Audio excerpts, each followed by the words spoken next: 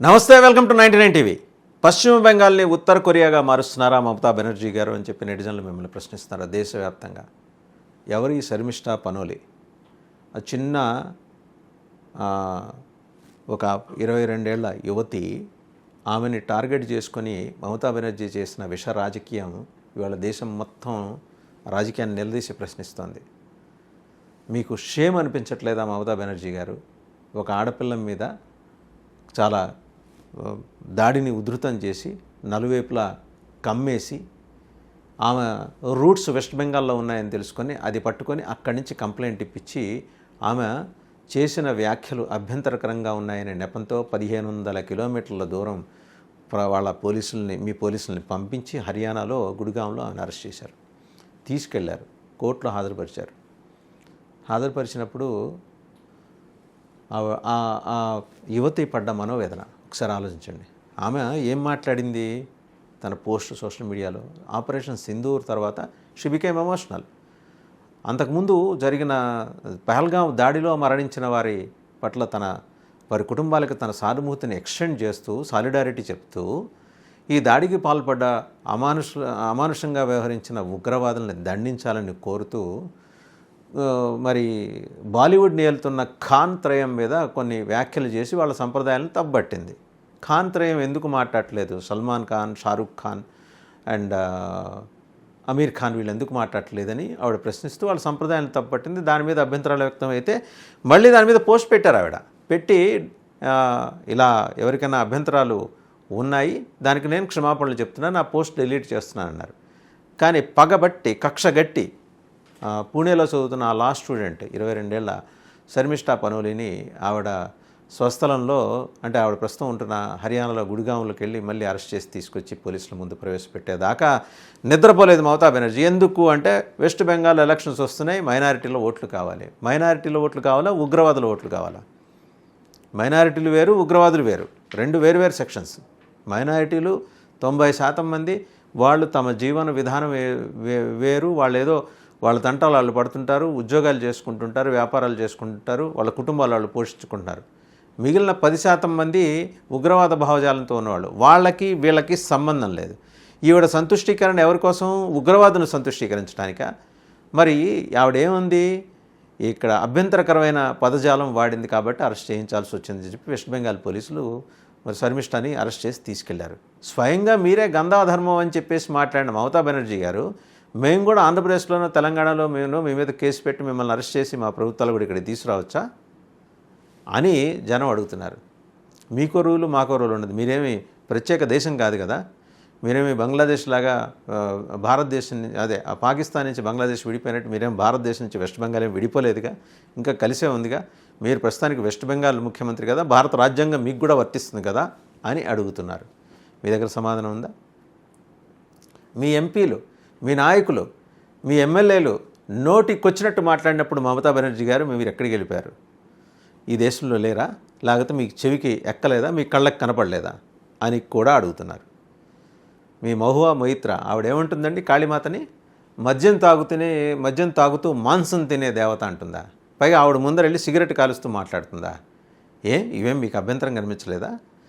ఈ దేశంలో లౌకికవాదం, అందుకనే మా డిప్యూటీ సీఎం ఒక మాట అన్నారు, ఈ దేశంలో లౌకికవాదం, సెక్యులరిజం ఒకరికి డాలుగాను ఇంకొకరికి కత్తిలాగాను ఉపయోగపడుతుంది. మీకు కత్తిలాగా మీరు ఎదుటి వాళ్ళ మీద కత్తి ప్రయోగించడానికి ఉపయోగపడుతుంది. అలాగే మీరు కోరుకుంటున్న ఉగ్రవాద మూకలకి డాలులాగా అలా అడ్డంగా నిలుస్తోంది వాళ్ళని రక్షించడానికి. ఆ ఉగ్రవాద మూకలే మీకు ఓట్లే ఇస్తాయని మీకు నమ్మకం మమతా బెనర్జీ గారు. మళ్ళీ చెప్తున్నాను, minorities are different from terrorist. ఈ ఇద్దరికి సంబంధమే లేదు.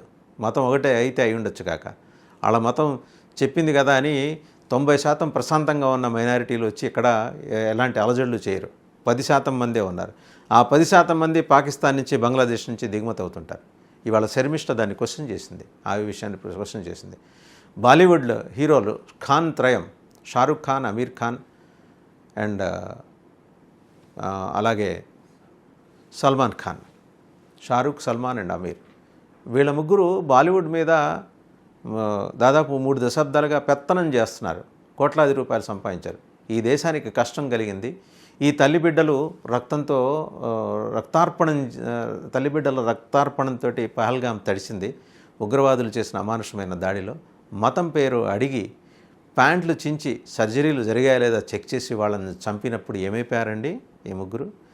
మీకు మీ తమ్ముళ్ళు, మీ సోదరులు, మీ చెల్లెళ్ళు మీకు ఇక్కడ టాలీవుడ్లో కూడా ఉన్నారు. ప్రకాష్ రాజ్, సమంత, సాయి పల్లవి, ఇంకా ఉన్నారు, చాలామంది ఉన్నారు. ఒక్కళ్ళొక్కడు కమల్ హాసన్ తాజాగా జాయిన్ అయ్యాడు. ఆయనకు డిఎంకే తోటి ఆయనకి టైఅప్ కుదిరింది కదా. సో మీ భావజాలం ఉన్న వాళ్ళందరూ, అసురీ భావజాలం ఉన్న వాళ్ళందరూ ఇలాగే మాట్లాడుతున్నారు. అండ్ మీరు 22 ఏళ్ల యువతని తీసుకెళ్ళి చాలా అన్యాయంగా, అసలు వెస్ట్ బెంగాల్లో మహిళలకు రక్షణ ఉంటుందా అనే పరిస్థితి మనం లాస్ట్ ఇయర్ కలకత్తాలో జరిగిన ఒక లేడీ డాక్టర్ రేప్ అలాగే మర్డర్ చూసిన తర్వాత భయం వేస్తోంది. అలాంటిది మీరు అనొచ్చు పోలీస్ ప్రోటోకాల్ పాటించి తీసుకెళ్ళిన శర్మిష్ఠ అక్కడికి వెళ్ళినప్పుడు భయాందోళనలు, ఆమె తల్లిదండ్రుల భయాందోళనలు సాటి భారతీయులు అంటే ఈ దేశం పట్ల మమతా బెనర్జీ గారు, మీకు ఎలాంటి అభిప్రాయం ఉందో మాకు తెలియదు, కానీ ఈ దేశం పట్ల ప్రేమ అభిమానం ఉన్న వాళ్ళు చాలామంది ఉన్నారు. వాళ్ళందరూ కోట్లల్లో వాళ్ళు శర్మిష్ఠకి సపోర్ట్గా నిలబడ్డారు. మీకు ఒక విషయం తెలుసా?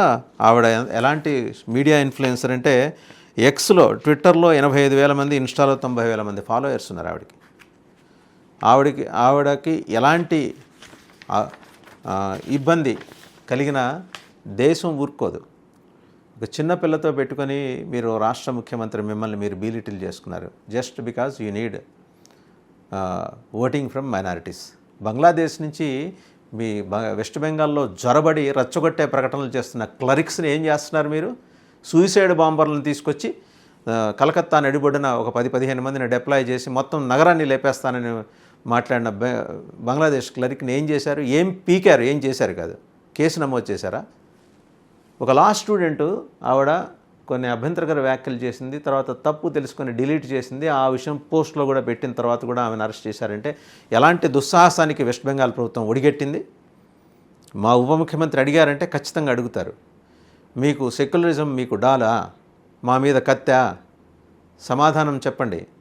మీరు మీ తీరు మార్చుకోకపోతే మీకు ఒక కోరిక ఉన్నట్టుంది, ఈ దేశానికి ప్రధానమంత్రి కావాలని. పొరపాటున అయ్యారో ఈ దేశంలో హిందువులకు రక్షణ ఉన్నది ఖచ్చితంగా మమతా బెనర్జీ గారు. అది ఫర్ షూర్ హిందువులు నమ్ముతున్న వాస్తవం.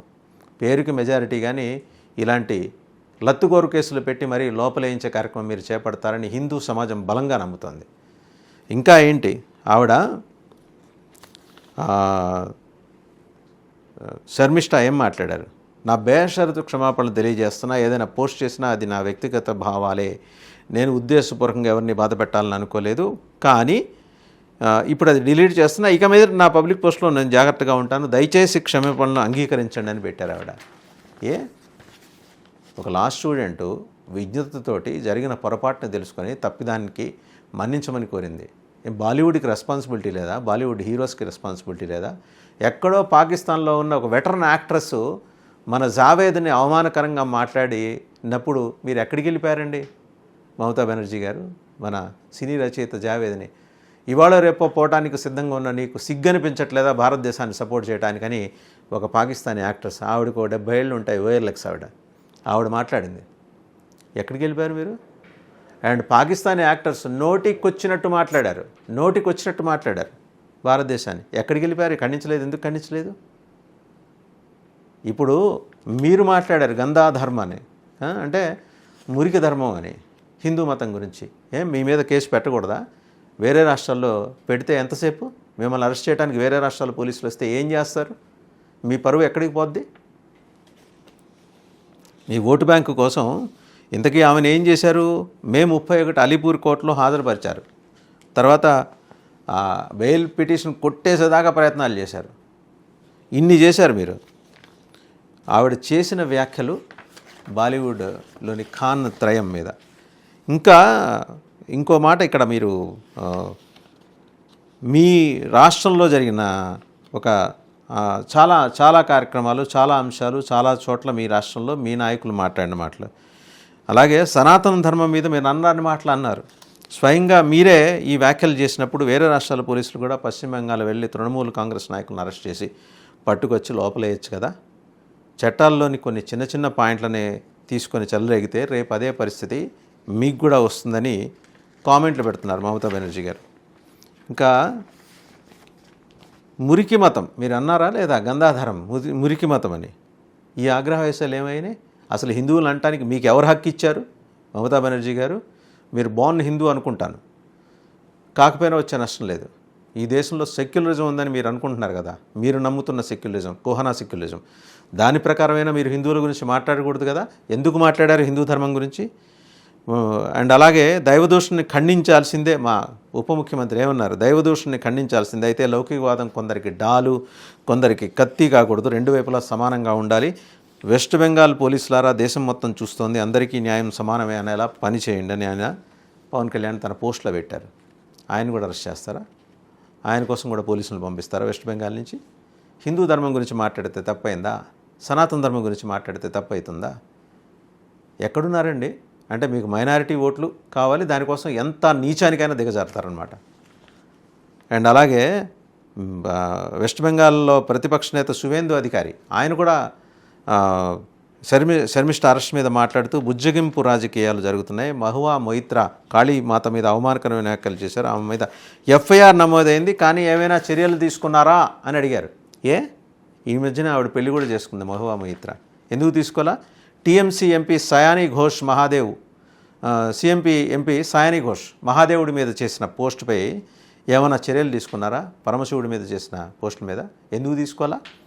అలాగే ఫరహాద్ హకీంపై చాలా ఎఫ్ఐఆర్లు నమోదైనాయి, దాని మీద ఎందుకు చర్యలు తీసుకోలేదు? సనాతనవాదుల మీద మాత్రమే ఎందుకు చర్యలు తీసుకుంటున్నారు? సనాతనవాదుల్ని దూషించేందుకు ఇక్కడ లైసెన్స్ ఉందా అని చెప్పి ఆయన నిలదీశారు. ఇంకా stand with Sharmishtha and release Sharmishtha, free Sharmishtha పేరుతో హ్యాష్ ట్యాగులు పెట్టుకుని సోషల్ మీడియాలో ఇవాళ శర్మిష్ఠ పనులకి మద్దతు పెరుగుతోంది.